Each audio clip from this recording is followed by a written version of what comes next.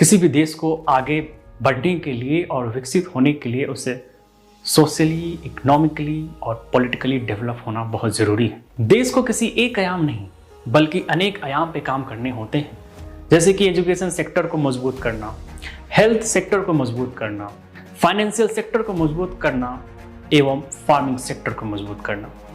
लेकिन इन सब सेक्टरों की इमारत खड़ी करने में जेंडर इनइक्वालिटी जैसी सब अगर बीच में कहीं आ जाए फिर इससे मजबूत नहीं किया जा सकता। और ऐसे में जो विकसित देश तथा विकसित समाज का सोच है वो कहीं ना कहीं पीछे रह जाएगा। एंशिएंट टाइम से लेकर अभी तक सबने यही माना है कि अगर हमें आगे बढ़ना है तो महिलाओं को साथ लेकर चलना होगा और उन्हें सारी अपॉर्चुनिटी मिलनी चाहिए जो एक पुरुष को मिलता है। और यही कारण है कि सरकार ने समय समय पर कुछ ऐसे निर्णय लिए हैं जो महिलाओं के अधिकार और आज़ादी को सुनिश्चित करता है, और विमेंस रिजर्वेशन बिल इसका सबसे बड़ा उदाहरण है। विमेंस रिजर्वेशन बिल को हिंदी में हम नारी शक्ति वंदन अधिनियम भी कहते हैं। यह बिल संविधान का 128th अमेंडमेंट है और यह लागू होता है तो महिलाओं के लिए लोकसभा एवं स्टेट लेजिस्लेटिव असेंबलीज में उसके कुल सीट का 1/3 सीट महिलाओं के लिए रिजर्व होगा। देश की लोकसभा और देश के सभी राज्यों की विधानसभाओं में 1/3 स्थान मातृशक्ति के लिए आरक्षित हो जाए। इसे हाल ही में पार्लियामेंट में सर्वसम्मति से पास किया गया है। हालांकि 2 लोग ऐसे भी थे जिन्होंने इस बिल के खिलाफ वोटिंग की। वो थे असदुद्दीन ओवैसी एंड AIMIM के MP इम्तियाज जलील। उन्होंने कहा कि इस बिल में जिस वुमेन्स को रिजर्वेशन दिया जा रहा है वो ज्यादातर स्वर्ण है और OBC और मुस्लिम महिलाओं के लिए कोई स्पेसिफिक रिजर्वेशन नहीं है। On behalf of my party, I stand to oppose this legislation because the justification being given for being the legislation is to ensure that more women get elected in the parliament and the state assemblies. If that is the justification, why is that justification not being extended to the OBC women and to the Muslim women, sir? इससे पहले कि हम आगे बढ़े, चलिए जानते हैं इसे लागू करने के लिए संविधान में किस तरह के बदलाव किए गए हैं और कौन से नए आर्टिकल्स ऐड किए गए हैं। पहला है आर्टिकल 330A। यह आर्टिकल 330 के प्रोविजन से लिया गया है। Article 330 lower house of parliament जो कि लोकसभा है उसमें शेड्यूल कास्ट्स और शेड्यूल ट्राइब्स को रिजर्वेशन प्रोवाइड कराती है। आर्टिकल 330A के तहत महिलाओं को लोकसभा के टोटल सीट्स में 33% रिजर्वेशन मिलेगा तथा साथ ही साथ जो सीट्स शेड्यूल कास्ट्स और शेड्यूल ट्राइब्स के लिए रिजर्व है उसमें भी 33% रिजर्वेशन मिलेगा। अगर हम बात करें तो लोकसभा का टोटल सीट्स 545 है जिसमें 543 पे चुनाव होते हैं और 2 सीट एंग्लो इंडियन के लिए रिजर्व होता है। इन 543 सीट्स में लगभग 84 सीट्स वैसे हैं जो शेड्यूल कास्ट के लिए रिजर्व है और लगभग 47 सीट्स हैं जो STs के लिए रिजर्व है। अगर इनमें महिलाओं के रिजर्वेशन की बात करें तो यह बिल लागू होते ही महिलाओं के लिए लोकसभा में कुल 181 सीट्स रिजर्व हो जाएंगे। दूसरा आर्टिकल जो ऐड किया गया है वो आर्टिकल है 332A। यह आर्टिकल स्टेट लेजिस्लेटिव असेंबलीज की बात करता है। इस आर्टिकल के तहत जितने भी स्टेट असेंबलीज हैं एक्सक्लूडिंग दिल्ली लेजिस्लेटिव असेंबली में 33% सीट्स जो है वो महिलाओं के लिए रिजर्व होंगे और साथ ही जो सीट्स शेड्यूल कास्ट और शेड्यूल ट्राइब्स के लिए रिजर्व है उसमें भी महिलाओं के लिए 1/3 सीट्स रिजर्व होंगे। तीसरा आर्टिकल जिसमें अमेंड किया गया है वो है आर्टिकल 239AA।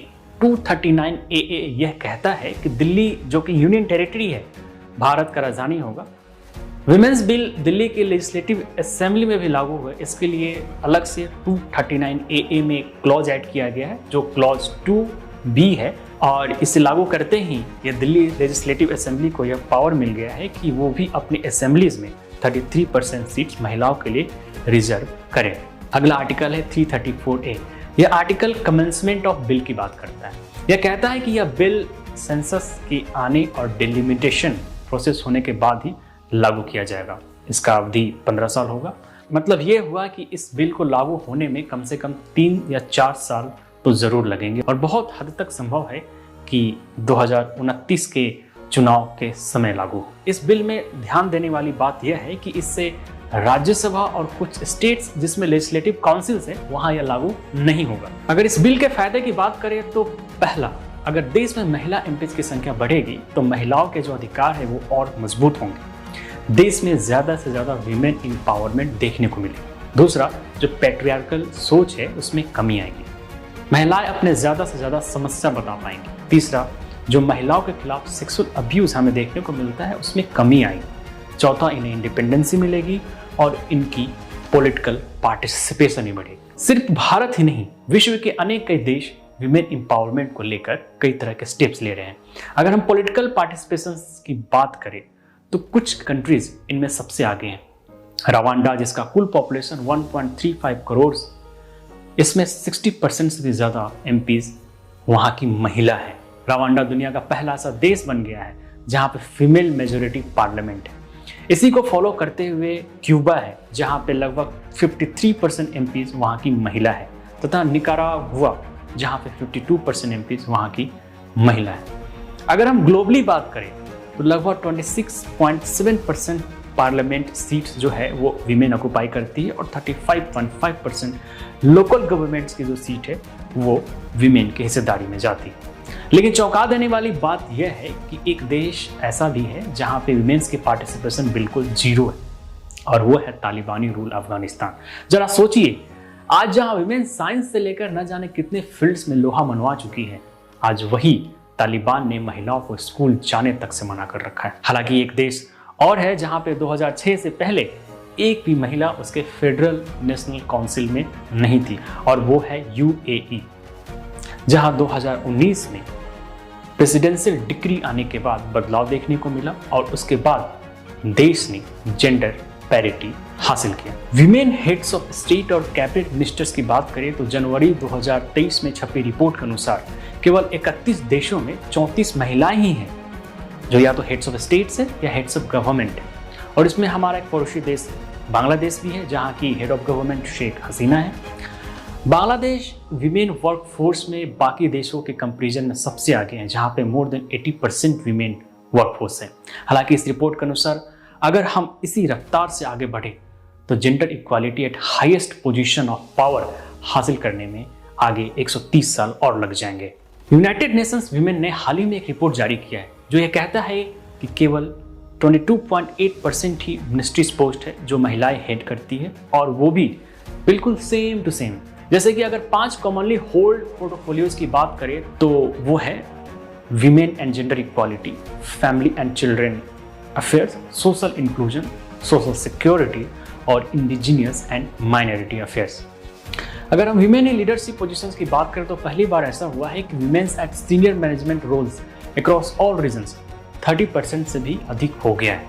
अगर हम लार्जेस्ट परसेंटेज गेन की बात करें तो इसमें सबसे आगे एशियान रीजन है, जहां पे women's at senior management role 67% है। ASEAN 10 south east Asian countries का समूह है। अगर हम कंट्री वाइज बात करें तो India with 36% of women in leadership position में सबसे टॉप पे है। Global average of women in leadership positions 32% है। ब्रिक्स का जो समूह है, अगर 4 देशों की समूह की बात करें तो 34% है। G7 30% है। हालांकि ग्लोबल एवरेज को और बेहतर बनाने के लिए यह जरूरी है कि सभी देश इस तरह के पॉजिटिव स्टेप्स लेते रहें। आई होप वीडियो में कुछ नया सीखने को मिला होगा। अगर हाँ तो वीडियो को लाइक, शेयर एंड सब्सक्राइब करना ना भूलें। मिलते हैं अगले वीडियो में।